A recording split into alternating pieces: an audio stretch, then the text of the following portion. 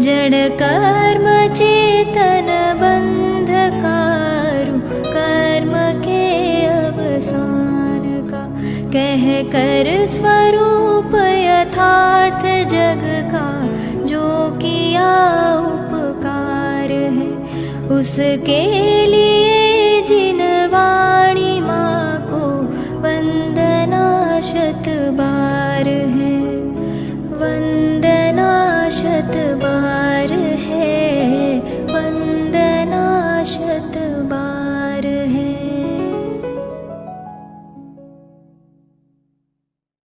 वंदितु सौवसिद्धे धुवमचलमणोवमं गदिं पत्ते, वोच्छामि समय पाहुड मिनमो सुद केवली भणिनं। नमः समय साराय स्वानुभूत्या चकासते, चित्स्वभावाय भावाय सर्वभावान्तरच्छिदे। अनन्तधर्मणस्तत्त्वं पश्यन्ति प्रत्यगात्मनः, अनेकान्तमयी मूर्तिर्नित्यमेव प्रकाशताम्। आचार्य कुंद कुंद देव विरचित समय सार परमागम, आचार्य अमृतचंद्र कृत इसकी आत्मख्याति टीका। तम ये यत्त विहत्तम दायेहम अपणो सविहवेणम। एकत्व विभक्त आत्मा को कहने की प्रतिज्ञा आचार्य कुंद कुंद देव ने की थी। उसकी विभक्तता की चर्चा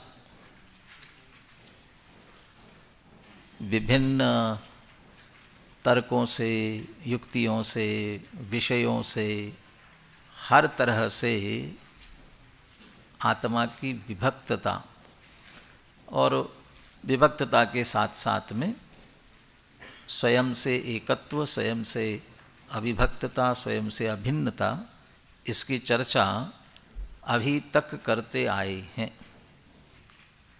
और उसे मुख्य रूप से बुद्धि की दृष्टि से विचार किया जाए तो चार बुद्धियों में, और भावों की अपेक्षा से या द्रव्यों की अपेक्षा से विचार किया जाए तो तीन में विभाजित किया, दो में भी विभाजित किया। खास करके अमृतचंद्र आचार्य ने किया, उसका आधार लेकर के फिर पंडित दौलत राम जी ने उन शब्दों का प्रयोग किया। बुद्धि की अपेक्षा बात करें तो एकत्व, ममत्व, कर्तृत्व और भोक्तृत्व, इसके द्वारा इन बुद्धियों से पर से जुड़ते हैं। पर से जुड़ने, आत्मा जीव पर से जुड़ता है, जुड़ने की कोशिश करता है, जुड़ा हुआ समझता है, मानता है। तो इन बुद्धियों को छुड़ाया। ये संबंध एकत्व, मत, कर्तृत्व, भोक्तृत्व का पर द्रव्यों के साथ आत्मा का होता ही नहीं है, इसलिए वह पर द्रव्य से अत्यंत विभक्त है। पर द्रव्य के भाव, चूँकि उनके निमित्त से भले ही आत्मा में हो रहे हैं भाव, लेकिन उनका सब कुछ लक्ष्य, उनका सब कुछ पोषण वो परद्रव्य के साथ हैं, इसलिए वह भी पर की कोटि में डाला, उससे भी विभक्तता की। तो परद्रव्य के भाव और उनके निमित्त से होने वाले विकारी भाव, इनसे भिन्नता। और उसे वर्णाद्यावा राग मोहादयो वा भिन्ना भावा सर्व एवस्य पुंसा, वर्णादि अनुरागादिते निज भाव को न्यारा किया। इस तरह से अत्यंत भिन्नता की चर्चा अधिकारों की अपेक्षा से कर ली। पुनः तत्वों की अपेक्षा बात करते हुए भी उसी भेद विज्ञान की चर्चा रखी, चाहे वह संवर का अधिकार हो, चाहे निर्जरा का अधिकार हो।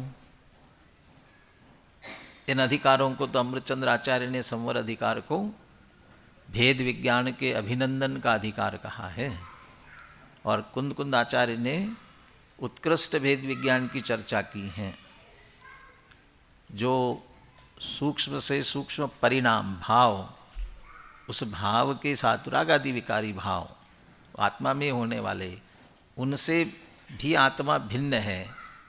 और टीका में अमृतचंद्र आचार्य तो प्रदेश भिन्न है, राग के प्रदेश भिन्न है, उपयोग के ज्ञान के आत्मा के प्रदेश भिन्न है, ऐसे प्रदेश भिन्न शब्द का भी प्रयोग किया। तो अत्यंत भिन्नता की बात, जिसको लेकर के दौलत राम जी ने लिखा, वर्णादि अनुरागादिते निज भाव को न्यारा किया। अभी जो अंतिम प्रकरण चला उसमें ठीक है, एकत्व नहीं है, ममत्व नहीं है, कर्तृत्व नहीं है, भोक्तृत्व नहीं है, ज्ञातृत्व तो है, जानता तो है, तो जानने के रूप में तो जुड़ता है, जानता है लेकिन जुड़ता नहीं है, वो ज्ञेय आत्मा में आते नहीं हैं, उन ज्ञेयों से आत्मा का किसी प्रकार का संबंध नहीं है, सहज जानने रूप ही परिणमित होता है। और इसी की प्रेरणा देते हुए वो ज्ञान चेतना, ज्ञान रूपी जानने रूपी रहो, ज्ञेयों से भी किसी प्रकार का संबंध मत रखो। इस प्रकार से सारे परद्रव्यों का संबंध छुड़ाया। अब अधिकार के उपसंहार की ओर जा रहे हैं, ग्रंथ के उपसंहार की ओर जा रहे हैं। और अंत में कुंद कुंद आचार्य ने वास्तविक मुक्ति का मार्ग, और वह भी कौन सा लिंग किस तरह से मुक्ति मार्ग के लिए कारण बनता है। बिना द्रव्यलिंग धारण किए मुक्ति नहीं होती है, तो द्रव्यलिंग मुक्ति का कारण है ना। कहते विचारने से पहले दो द्रव्यलिंग जीव का होता है कि नहीं होता है, ये विचार करो। तो इस बात की तरफ आगे बढ़ रहे हैं, और उसको जोड़ने के लिए अभी जो यहाँ प्रकरण ले रहे हैं, लिंग के लिए, वो लिंग धारण करने के लिए देह चाहिए, वो देहाश्रित लिंग है, बाहर का रूप जो है वो देहाश्रित है। और वो कह रहे कि देह ही जीव की नहीं है। अब देह जीव की क्यों नहीं है? क्योंकि देह के लिए आहार लेना जरूरी है, और जीव आहार ले नहीं सकता है, इसलिए देह नहीं है। तो जीव आहार नहीं लेता। अभी जो 3 गाथाएं आ रही है, इनमें इस बात की चर्चा कर रहे हैं कि जीव आहार ले नहीं सकता है।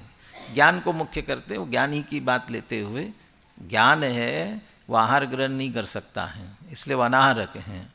और अगली में चर्चा लेंगे, जब वो आहार ही ग्रहण नहीं कर सकता है तो उसकी देह नहीं है, देह नहीं है तो फिर लिंग उसकी कैसे हो सकता है।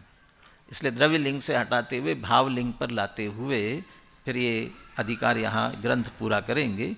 तो अभी जो प्रकरण चल रहा है उसकी उत्थानिका 237वें कलश में लिखा है, वो कलश से अपन इसकी उत्थानिका देखते हैं। व्यतिरिक्तम पर द्रव्याद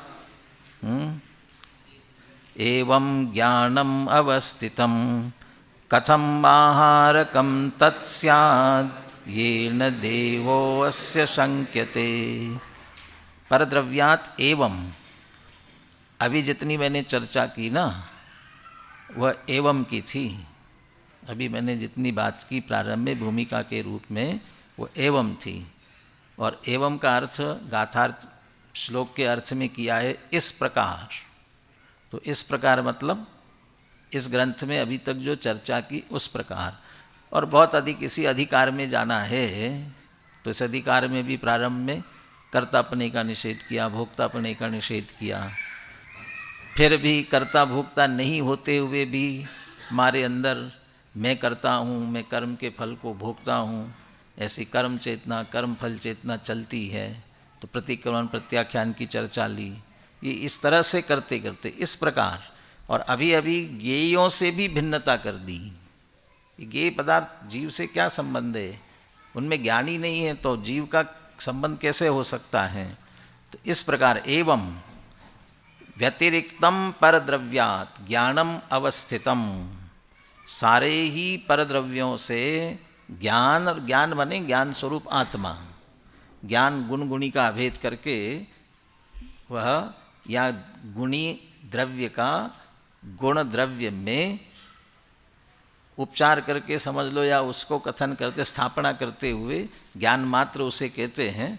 वह ज्ञान अर्थात आत्मा समस्त परद्रव्यों से पृथक अवस्थित सिद्ध हुआ, स्थित हुआ, हमारे चित्त में अच्छी तरह से आ गया कि भाई यह तो समस्त परद्रव्य से भिन्न ही है। नास्ति सर्वोपि संबंधा परद्रव्य आत्म तत्व, कोई संबंध नहीं है। ज्ञाता के संबंध भी नहीं है। ज्ञायक नहीं है क्या? उनका ज्ञायक नहीं है। उनका ज्ञायक कहने में आता है, तो ज्ञायक का ज्ञायक है, बोले वो भी नहीं, वो तो ज्ञायक है, बस ज्ञायक है। वो यहाँ तक लेकर के आए, इसलिए कोई संबंध नहीं जोड़ना चाहते हैं। व्यतिरिक्तम परद्रव्यात् एवं ज्ञानम अवस्थितम। जब सब द्रव्यों से इतना वह अतिरिक्त भिन्न सिद्ध हुआ, तब फिर कथम आहारकम तत्स्यात्, फिर वह ज्ञान आहारक कैसे हो सकता है? क्यों आहारक होने के लिए आहार ग्रहण करना पड़ेगा। अब गाथाओं में लेंगे वो क्यों आहार क्यों नहीं ग्रहण कर सकता है, अभी लेंगे गाथाओं में। अब आहार ग्रहण नहीं कर, इसलिए आहारक नहीं है। और जब आहारक नहीं है, देहो अस्य न शंक्यते, इसलिए कह रहे फिर देह इसकी है ऐसी शंका भी नहीं करना चाहिए। अर्थात इसकी देह शंका में भी नहीं है, सपने में भी नहीं है, माने देह इसकी बिल्कुल हो नहीं सकती है। तो अभी तक तो यहीं तक की चर्चा है। वैसे देह इसकी नहीं है, ये बात अभी इन गाथाओं में बिल्कुल कहीं नहीं है। लेकिन अमृतचंद्र आचार्य चूँकि आगे प्रकरण आ रहा है और उस प्रकरण के हेतु के रूप में इसे लिया है, इसलिए यहीं से चर्चा प्रारंभ कर रहे हैं और फिर वह देह नहीं वाली बात आगे बढ़ेगी। लेकिन अभी उन्होंने लिया, यहाँ तो मुख्य रूप से है कथम तत् आहारकम, वह आहारक कैसे हो सकता है, इसकी मुख्यता से बात कर रहे हैं। श्लोकार्थ पढ़ते नीचे, इस प्रकार यह ज्ञान परद्रव्यों से पूर्णतः पृथक स्थापित हुआ। ऐसी स्थिति में वह ज्ञान आहार करने वाला कैसे हो सकता है कि जिससे इसे देहवान होने की शंका की जा सके, अर्थात वह देहवान नहीं हो सकता है। तात्पर्य यह है कि जब यह ज्ञान स्वभावी आत्मा आहारक ही नहीं है तो देह वाला कैसे हो सकता है। आत्मा को देह वाला कहना एकदम असद्भूत है, असत्यार्थ है, असद्भूत व्यवहारने का विषय है। बोले श्लोक और पद्यानुवाद बोलिए। व्यतिरिक्तं परद्रव्यादीपं ज्ञानमवस्थितं कथमाहारकं तस्याद्येन देहोस्य शंक्यते। ज्ञान स्वभावी जी परद्रव्यों से भिन्न ही कैसे कहे सदेव, जब आहारक ही नहीं। अब आहारक क्यों नहीं है, ये कुंद कुंदाचार्य गाथाओं में कहते हैं। 405, 406 और 407 तीन गाथाएं एक साथ हैं। अत्ता जस्सा मुत्तो नहुसो आहार गोहवदिएवं आहारो खलु मुत्तो जम्मासोपोगल्मओदु न विसक्कदिघेतुं जं न विमोत्तुं जं च जं परदौवं सोको वियतस्स गुणो पावुगिवो विस्ससो वावे तम्मादुजो विशुद्धो चेदासो नेव गिर्णदे किंचि नेव विमुंचदि किंचिवि जीवा जीवाणदवाणं। एवं, पुनः गाथा में भी एवं कहा और उसका तात्पर्य है, कुंद कुंद आचार्य भी ये कह रहे हैं, हम भी गाथाओं में पीछे से बराबर ये बात सिद्ध करते आ रहे हैं कि आत्मा कैसा है। अत्ता जस्स अमुत्तो, जस्स अत्ता अमुत्तो, जस्स माने जिसका आत्मा अमूर्त है। अमूर्त मतलब मूर्त नहीं है, तो मूर्त मतलब स्पर्श रस गंध वर्णवंता, वो पुद्गल के लिए कहा। रूपिण पुद्गला, रूपी मूर्ति, माने जिसमें स्पर्श रस गंध वर्ण पाए जाए वो मूर्ति कहलाता है, और जिसमें यह न पाए जाए वह अमूर्ति कहलाता है। पीछे 38वीं गाथा में कह दिया ना, अहमेको खलु शुद्धो धनसण नाणमयी वो सदा सदा अरूपी, सदैव अरूपी ही है। पुनः 49वीं गाथा में कहते हैं, अरसम अरुवम मगंधम अवत्तम चेदना गुण मसद्दम जान लिंग गहणम जीवमन दिट्ठ संठानम। अरस है, अरूप है, तो ये स्पर्श रस गंध वर्ण से रहित कह दिया। तत्काल पुनः 50 से आगे गाथा है तो 49 के बाद में उन गाथाओं में फिर कहते हैं, अभी अरस अरूप कह दिया था ना, समझ में नहीं आया हो तो स्पष्ट कह देते हैं, जीवस नत्थि वर्णो नवी गंधो नवी रसो नवी यफासो। जीव के है नहीं, गंध नहीं, स्पर्श, माने ये सब नहीं है, इसलिए वो बिल्कुल अमूर्तिक है। अमुत्तो अत्ता जस अमुत्तो, जिसका आत्मा ही अमूर्त है, नहुसो आहार गो अवधि, तो फिर वह आहारक भी नहीं हो सकता है। तो अमूर्तिक है, उसका आहार से क्या लेना देना, क्योंकि आहारक होने के लिए आहार ग्रहण करना पड़ेगा। और वो आहार कैसा है, आहारो खलु मुत्तो जम्मासो पोगल महोदू, और जो आहार है वह मूर्त है, मूर्तिक है। यहाँ तो अकेला आहार शब्द ही कह करके छोड़ दिया, लेकिन जैसे आचार्य ने आहार के भेद भी किए। तो आहार, यहाँ तो कह रहे आहार ग्रहण नहीं करता, आहारक वह नहीं है। कहाँ से शुरू हुआ,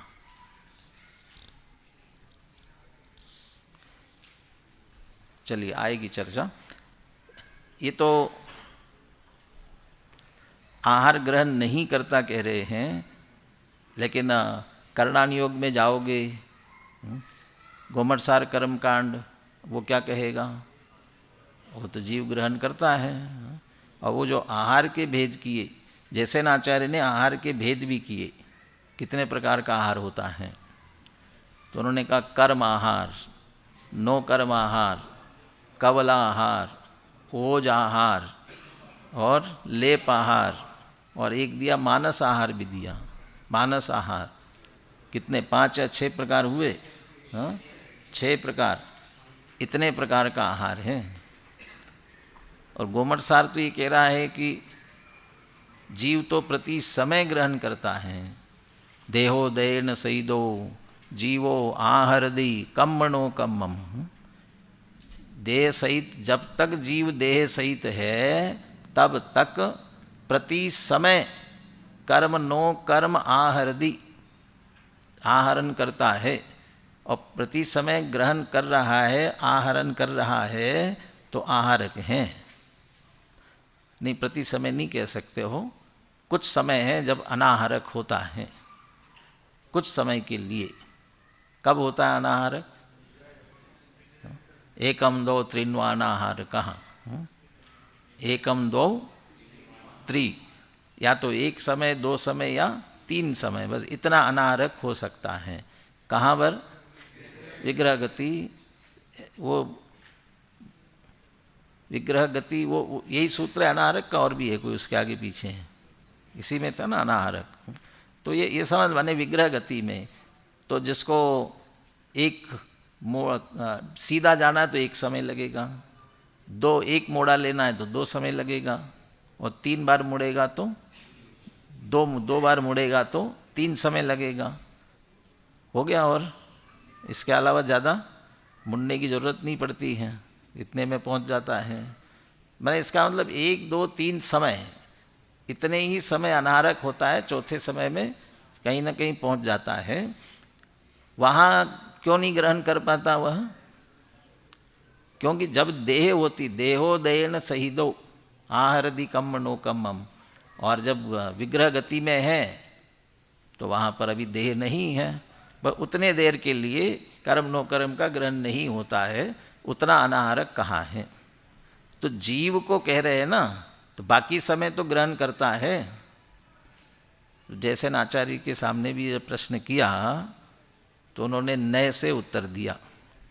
अब उन्होंने अमृतचंद्र आचार्य जैसा बार बार ये तो नहीं कहा नए विभाग अनभिज्ञोसी, नए विभाग को नहीं जानते हो, लेकिन सीधा ही कह दिया वह व्यवहार नए का कथन है।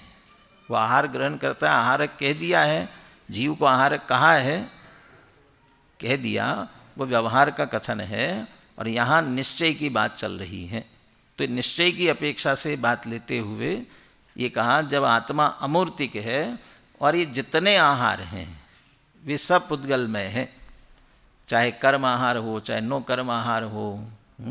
कवलाहार तो स्पष्ट है ही, ओज आहार वो भी जो गर्मी दी जा रही है, पंछी अपने अंडों को सेते हैं, ओज देते हैं, वो भी उसको आहार पहुंचा रहे हैं, तो वो ओज आहार। भाई इस तरह से जितने आहार है, लेप आहार कौन सा, वो एक इंद्री जो जैसे पेड़ पौधे पानी वगैरह लेते हैं ना, उस तरह से वो लेप आहार। मानस आहार किसका होता है? हाँ जी, देवों का। माने मन में इच्छा हुई, अमृत झर गया और कुछ करने की जरूरत नहीं पड़ी। अब वो भी झर करके यदि वो आहार हुआ तो वो भी पौद्गलिक ही हुआ। माने वो सभी आहारों को मूर्ति की ही सिद्ध करना चाहते हैं। साथ में जम्मासो पोगल मोदु, जितना आहार है वो पुद्गल में ही है और आत्मा अमूर्तिक है। तो अमूर्तिक आत्मा वो मूर्तिक आहार ग्रहण कैसे करेगा? कर सकता है? नहीं कर सकता। तो फिर इतनी भोजन की चिंता करने की क्या जरूरत है? सबसे ज़्यादा तो भोजन की चिंता करना पड़ती है, तो फिर कहाँ जाता है? दादा सुनाते हैं ना, आदर्श नगर के दो भाई लड़ते हुए आए। एक कहता था आत्मा खाता ही नहीं है, और दूसरे की चिंता थी यदि नहीं खाता तो इतना अनाज कहाँ चला जाता है, कहाँ जाता है। अब वो चिंता आत्मा की है कि अनाज की है, कि अनाज कहाँ चला जाता है। तो ये जो ग्रहण करने की बात, टोडरमल जी की भी सामने समस्या आई थी ना। कहाँ समस्या आई? जब उन्होंने दूसरे अधिकार में मोक्षमा प्रकाशक के कर्म बंधन की सिद्धि की, तो वहाँ ये प्रश्न उठाया ना, आत्मा अनादिकाल से कर्म बंधन सहित है, कर्म बंधन का नाम संसार है, लेकिन आत्मा तो अमूर्तिक है, तो अमूर्तिक आत्मा मूर्तिक कर्मों से कैसे बंधता है, कैसे बंध सकता है? तो समझाने के लिए उन्होंने उदाहरण भी दे दिया कि जैसे जो हमें आँखों से नहीं दिखाई देते हैं ऐसे स्कंध, और जो आँखों से दिखते हैं ऐसे स्कंध, इनका परस्पर बंधन होता है। बस ऐसे ही समझ लो, अमूर्तिक आत्मा अमूर्तिक पुद्गल, उनका ऐसे ही बंधन होता है। तो वहाँ जो ग्रहण की बात की है वह वास्तव में एक क्षेत्राओं का संबंध वाली ही बात है। दोनों संसारी जीव और कर्म, इन दोनों के एक बंधान रूप अवस्था है, उसको बंध कहा गया है। तो एक क्षेत्राओं का संबंध होता है।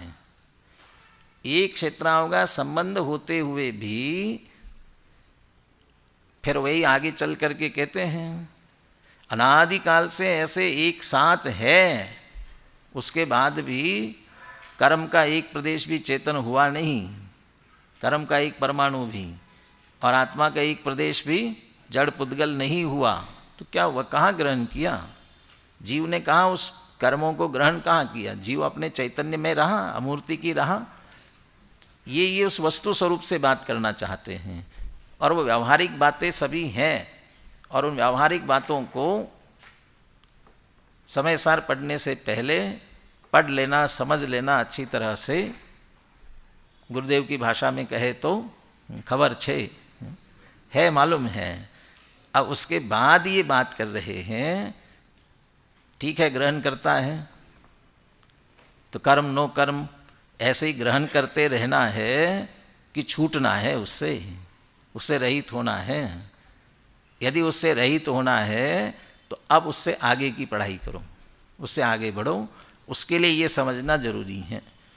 तो पहली गाथा में तो ये कह दिया आत्मा अमूर्तिक है, तो मूर्तिक आहार कैसे ग्रहण करेगा? और जितना आहार है वो मूर्तिक है क्योंकि पुद्गल में है। दूसरा, ग्रहण तो तब करे ना कि आत्मा में कुछ ऐसा हो जिसके द्वारा वो ग्रहण कर सके, ऐसा कुछ नहीं है। नवी सक्कदी घेतुम, वह कुछ ले सके, घेतुम नवी सक्कदी, वो ले नहीं सकता है। न भी विमोत्तुम जम पर द्रव्यम, और पर द्रव्य को छोड़ भी नहीं सकता है, न ग्रहण करता है न छोड़ता है। सो को भी तस् गुणों पावुगिवो विसस्सो वावी, ऐसा उसके पास में न कोई वैश्रसिक गुण है न प्रायोगिक गुण है आत्मा में। यहाँ तो लिखा तो ऐसा है कि ऐसा ही कोई उसका प्रायोगिक या वैश्रसिक गुण है, लेकिन भाव ये निकालना है आत्मा के पास न कोई ऐसा वैश्रसिक गुण है न प्रायोगिक गुण है। क्या होता है प्रायोगिक वैश्रसिक? ये नीचे कहाँ गया, इधर वाले पेज में जैसे आचार्य के उद्धरण से दिया हुआ है। प्रायोगिक किसको कहना, वैश्रसिक किसको कहना? प्रायोगिका कर्म संयोग जनिता, वैश्रसिका स्वभावतः, माने कर्म संयोग से जो हो वो प्रायोगिक और स्वभाव से वो वैश्रसिक। तो आत्मा में अपने आप में स्वाभाविक भी ऐसा कोई गुण नहीं है जो पर का ग्रहण कर सके या छोड़ सके, या कर्म के उदय से, या ये समझ लो दूसरे का सहयोग लेकर के निमित्त से, दूसरे के निमित्त से हो, ऐसा भी कोई गुण नहीं है इसमें। क्योंकि जिसमें जो नहीं होता है ना गुण स्वभाव, वो जबरदस्ती दूसरे के सहयोग मिलने के बाद भी नहीं हो सकता। न्याय दीपिका में बहुत अच्छा एक वाक्य लिखा है। ये उत्तर जो दिया है बौद्ध आदियों को दिया हुआ है कि वो बौद्ध ये कहते हैं ना, दो ही प्रमाण हैं, प्रत्यक्ष और अनुमान। और वो आगे जब अपन तो स्मृति, प्रतिविज्ञान, तर्क ये सब स्वीकारते हैं ना, तो कहते इनकी कोई आवश्यकता नहीं है। तो जो स्मृति, प्रतिविज्ञान इत्यादि का जो कार्य है, जिनको यदि अलग से प्रमाण नहीं मान रहे हो तो इनका कार्य कौन करेगा? तो स्मृति, प्रतिविज्ञान इनका कार्य प्रत्यक्ष प्रमाण ही कर लेगा। उनको अपने आचार्यों ने उत्तर दिया हुआ है कि जिसका जो कार्य है वही कर सकता है, दूसरा नहीं कर सकता। तो उन्होंने कहा ऐसा नहीं है। अपने आचार्यों ने उत्तर दिया कि जैसे आँख है देखने का काम करती है, कान है सुनने का, सभी इंद्रियां अपना अपना काम करते हैं, एक दूसरे का काम नहीं कर सकते।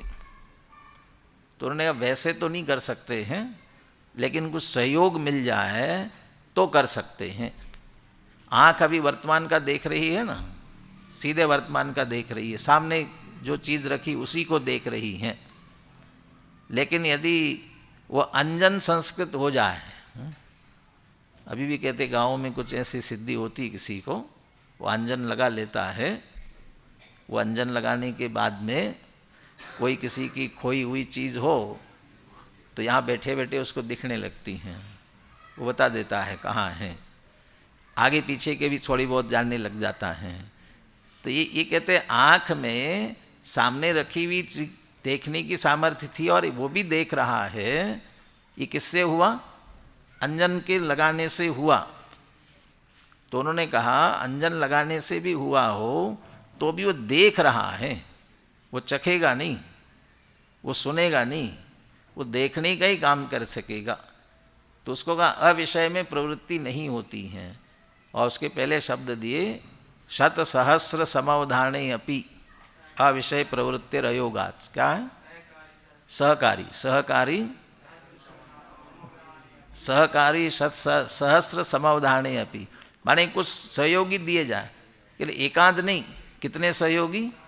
हजारों सहयोगी दिए जाए, तब भी कहते हैं अपने विषय को छोड़कर अन्य में प्रवृत्ति नहीं हो सकती। तो यहाँ भी ये कह रहे हैं आत्मा दूसरे का ग्रहण करे या छोड़े, ऐसा उसमें स्वाभाविक अपने आप में कोई गुण नहीं है। चलो कोई बात नहीं, अपने आप स्वाभाविक गुण नहीं है, लेकिन उसे थोड़ा ये कर्म का उदय का सहयोग दिया जाए और उसके निमित्त से कोई इसकी ऐसी अवस्था हो जाए जिसके कारण से ग्रहण करे, के लिए प्रायोगिक भी नहीं है। सीधा कहना चाहते हैं जीव अमूर्तिक आत्मा कुछ भी ग्रहण करें और छोड़े ऐसा इसमें है ही नहीं। यदि आहार लिया है तो छोड़ना भी पड़ता है ना, आहार है तो निहार भी हो जाता है, न लेता है न छोड़ता है। तो है कैसा, तम्मादु जो विशुद्धो चेदा सो नेव गिर्णदे किंची नेव विमुज्जदे किंची भी जीवा जीवाण दव्वाणम।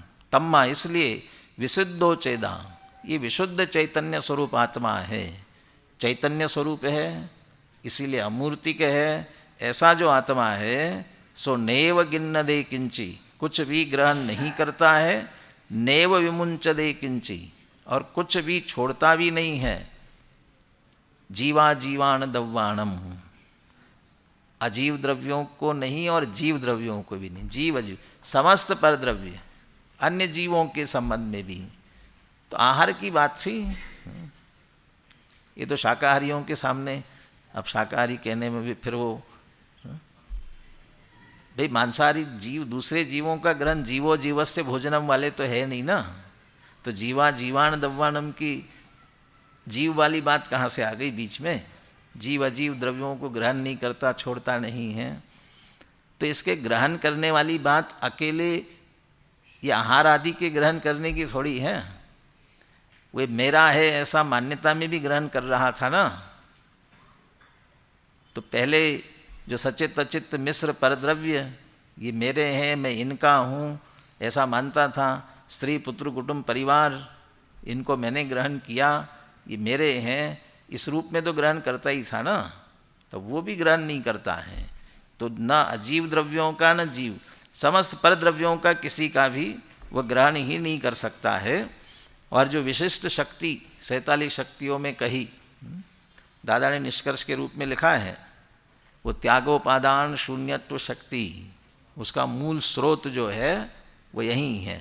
यहीं से वो त्यागोपादान शून्यत्व शक्ति निकाली हुई। तो न ग्रहण कर सकता है न छोड़ सकता है, ऐसा अमूर्तिक आत्मा है। इसलिए कह रहे वो आहारक नहीं, और आहारक नहीं है तो इसकी देह भी नहीं हो सकती। गाथार्थ पढ़ते हैं। इस प्रकार जिसका आत्मा अमूर्तिक है वह वस्तुतः आहारक नहीं है, क्योंकि आहार पुद्गल में होने से मूर्तिक है। पर द्रव्य को न तो छोड़ा जा सकता है और न ही ग्रहण किया जा सकता है, क्योंकि आत्मा के कोई ऐसे ही प्रायोगिक और वैशेषिक गुण है, ऐसे ही है कि वे न ग्रहण कर सकते न छोड़ सकते हैं। इसलिए विशुद्ध आत्मा जीव और अजीव परद्रव्यों से कुछ भी ग्रहण नहीं करते और न छोड़ते ही हैं। बोलिए गाथा और पद्यानुवाद बोलिए। अत्ताजस्सामुत्तो रघो आहारो हरिएवं आहारो हलमुत्तो जन्हासो भोगल्मोदु रविशक्करिहे तुंजं रवमुत्तुं जं च जं परद्रव्यं सोको वियतस् गुणो पाउकियो विश्वसो वावी तम्हादुजो विशुद्धो चेदा सोडेव गिन्नदे किंची रेव विमुंचति किंची भी जीवा जीवाणदव्वाणम्। आहार पुद्गलमयी है बस इसलिए है मूर्तिक, नाहारक इसलिए यह अमूर्तिक आत्मा पर द्रव्य का ना ग्रहण हो ना त्याग हो इस जीव के, क्योंकि प्रायोगिक तथा वैश्विक स्वयं गुण जीव के। इसलिए यह शुद्धात्मा पर जीव और अजीव से कुछ भी ग्रहण करता नहीं, कुछ भी नहीं है छोड़ता। उनको ग्रहण करता नहीं है जीव अजीव को, ऐसा नहीं लेकर के ये ले रहे हैं जीव अजीव से कुछ ग्रहण नहीं करता। जीव अजीव कुछ उसे दे दे और ये ग्रहण करे, ऐसा नहीं है। पर से इसके पास कुछ आ नहीं सकता है और ये अपने में से कुछ भी छोड़ नहीं सकता है। चलिए, टीका में कोई विशेष बात नहीं कही है, बहुत संक्षेप में टीका है। ज्ञानम ही परद्रव्यम किंचिदपि न गृह्णाति न मुंचति च। ज्ञान जो है, ज्ञान माने आत्मा, ज्ञान शब्द से आत्मा। परद्रव्यम किंचिदपि न गृह्णाति न मुंचति च। परद्रव्य को किंचित भी ग्रहण नहीं करता और न छोड़ता है। अब पुनः यहाँ वो मत कहना कि कैसे ग्रहण नहीं करता है, सबके पास इतना इतना चक्रवर्ती का इतना वैभव होता है, सबके होते ही है ना इतना सभी, तो फिर वो है कि नहीं, उन्होंने ग्रहण किया है कि नहीं किया है। और जब दीक्षा लेते हैं तो छोड़ते हैं, तो छोड़ते हैं कि नहीं छोड़ते हैं। मुनि दीक्षा ली, मुनि धर्म अंगीकार किया, तो समस्त परिग्रह का त्याग करके, तो त्याग किया है कि नहीं किया है, वो सब व्यवहार की अपेक्षा से है बातें। और यहाँ निश्चय की चर्चा चल रही है। कौन है? वैभव, अंतर वैभव की बात चल रही है, ठीक है ना।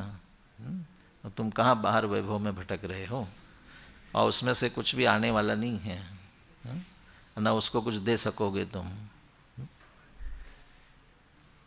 किसकी बात चल रही थी? हाँ जी, हम वैभव में अटक गए। हाँ, लिंक टूट जाती है फिर भी बात बात में। ज्ञानम ही परद्रव्यम किंचिदपि च न गृह्णाति न मुंचति च। परद्रव्य में से कुछ भी ग्रहण नहीं करता और न कुछ ही छोड़ सकता है, रंच मात्र भी। प्रायोगिक गुण सामर्थ्यात् वैश्रसिक गुण सामर्थ्यात् वा ज्ञानेन परद्रव्यस्य ग्रहीतुम मोक्तुम च अशक्यत्वात्। बने ऐसा कोई सोचे कि कोई सामर्थ्य तो हो, प्रायोगिक गुण सामर्थ्यात्, या वैश्रसिक या स्वाभाविक हो, या किसी के सहयोग से पर निमित्त से होने वाला ऐसा कोई गुण हो, तो उसके गुण के सामर्थ्य से वो कर तो ले। कहले नहीं, ऐसा किसी के द्वारा भी ज्ञानेन परद्रव्य से ग्रहीतुम मोक्तुम च अशक्यत्वात्, ज्ञान परद्रव्य को ग्रहण करने और छोड़ने के लिए असमर्थ है, ग्रहण कर ही नहीं सकता है। माने उसमें स्वयं भी नहीं है और दूसरे के द्वारा भी ऐसा कोई गुण होने की संभावना भी नहीं है।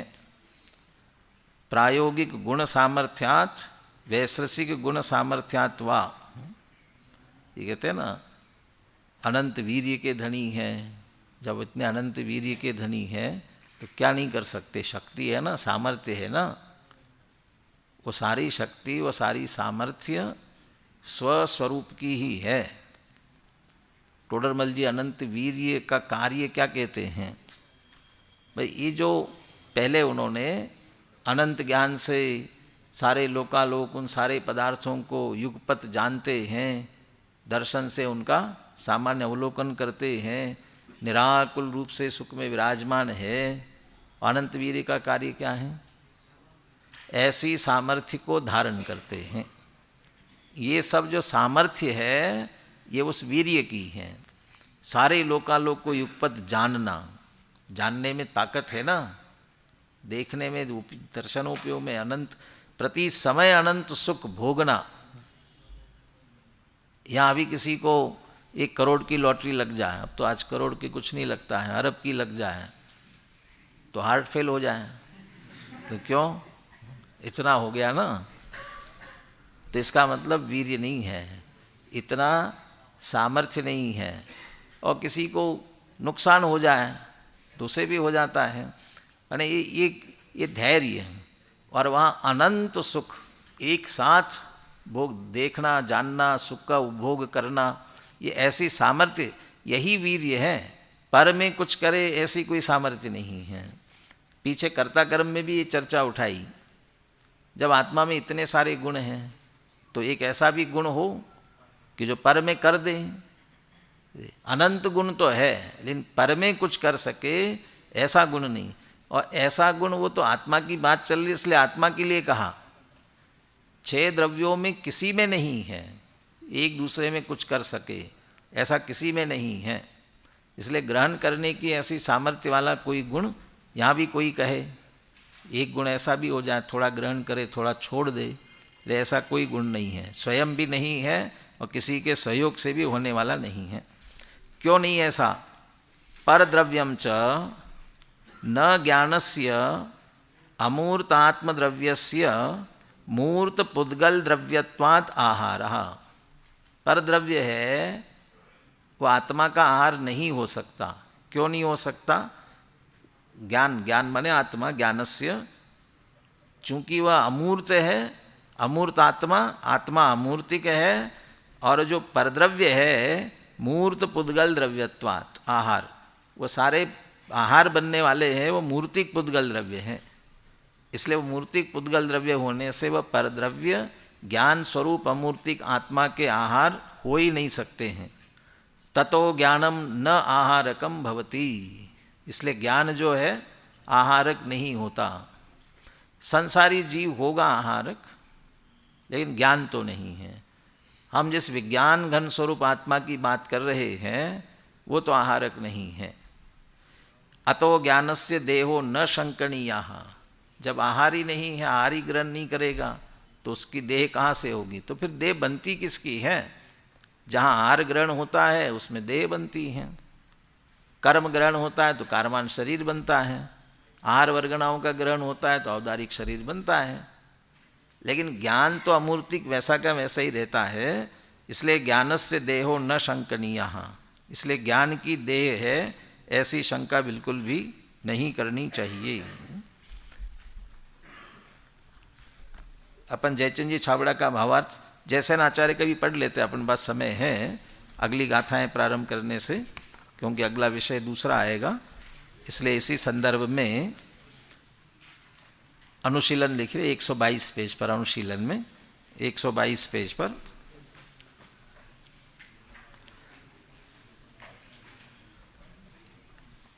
यद्यपि आचार्य जैसेन तात्पर्य वृत्ति में इन गाथाओं का अर्थ आत्मख्याति के समान ही करते हैं, तथापि वे प्रायोगिक और वैश्विक का अर्थ स्पष्ट करते हुए लिखते हैं कि प्रायोगिकाः कर्म संयोग जनिताः वैश्रसिकाः स्वभावतः। जो कर्म के संयोग से उत्पन्न उसे प्रायोगिक कहते हैं और जो स्वभाव से उसे वैश्रसिक कहते हैं। इसी प्रकार आत्मा आहार ग्रहण नहीं करता, इस बात को व्यवहार ने और निश्चय ने से स्पष्ट करते हुए आहार के सभी प्रकारों का उल्लेख करते हैं। इस बात को प्रश्नोत्तर के रूप में इस प्रकार प्रस्तुत करते हैं।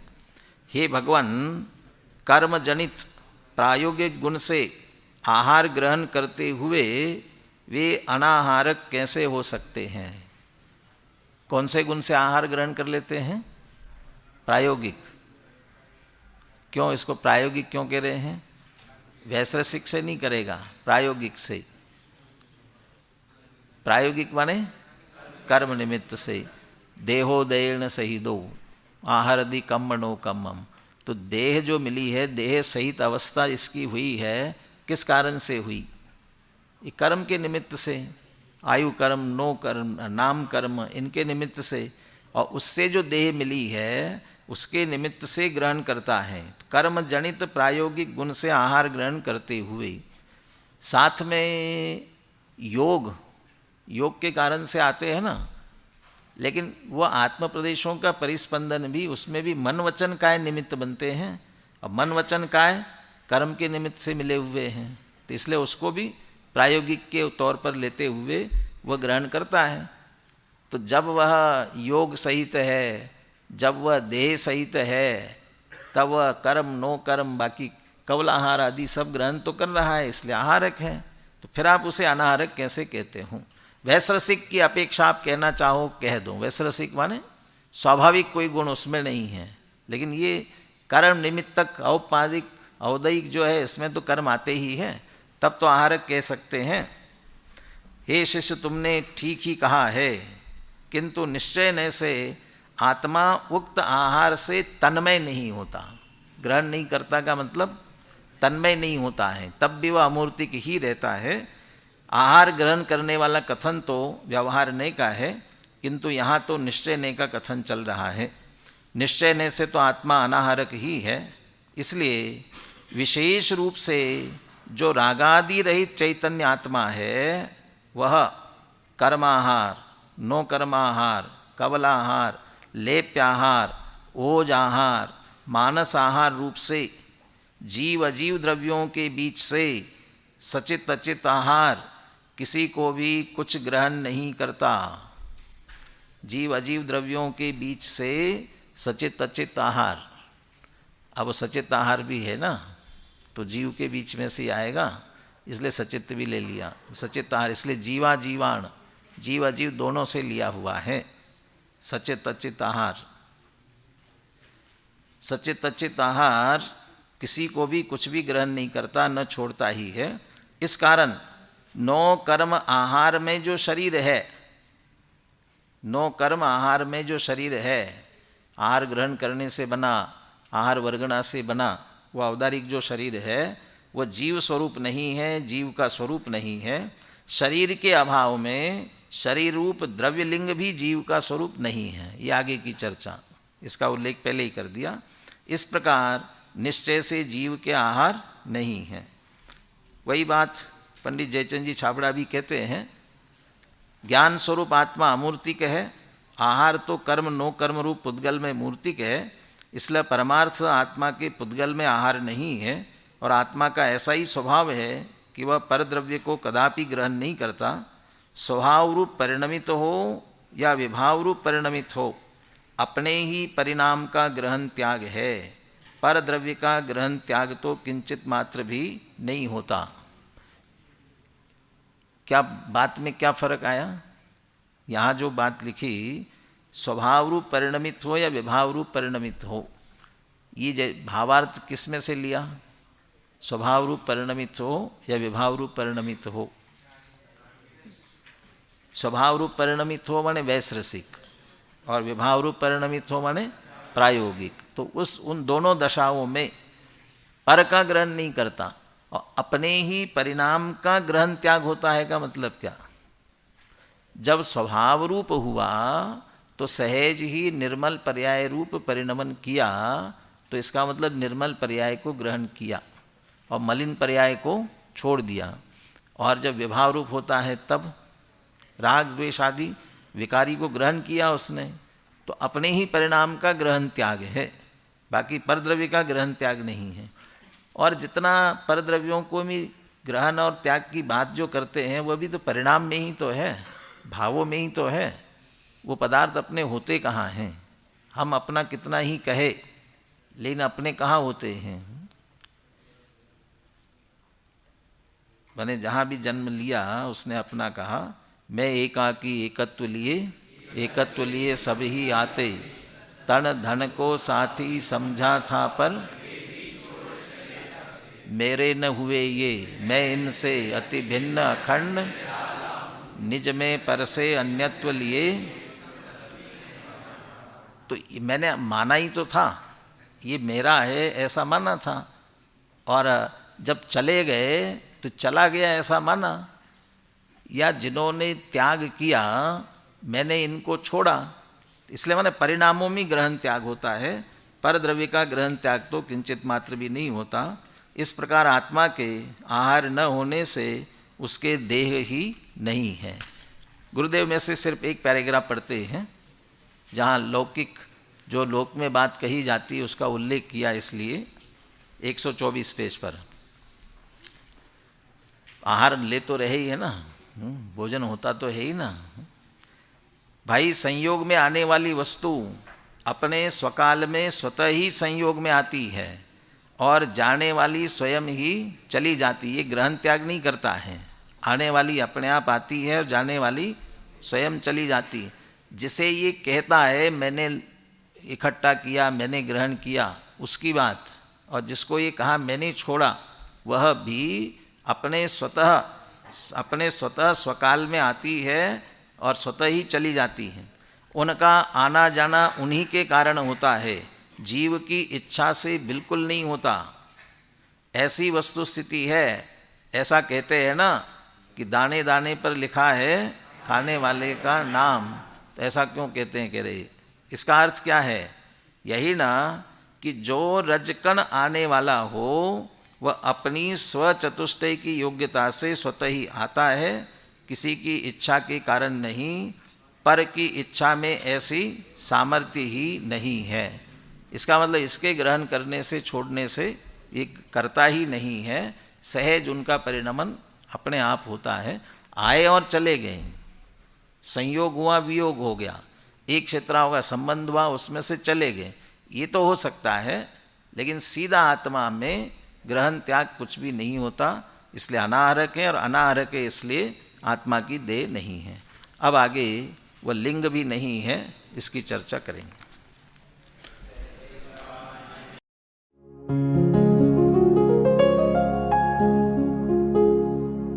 निज निधि निज में बताए, यह अनंत उपकार है उसके लिए जिन वाणी माँ को वंदना शत बार है, वंदना शत बार है, वंदना शत बार है।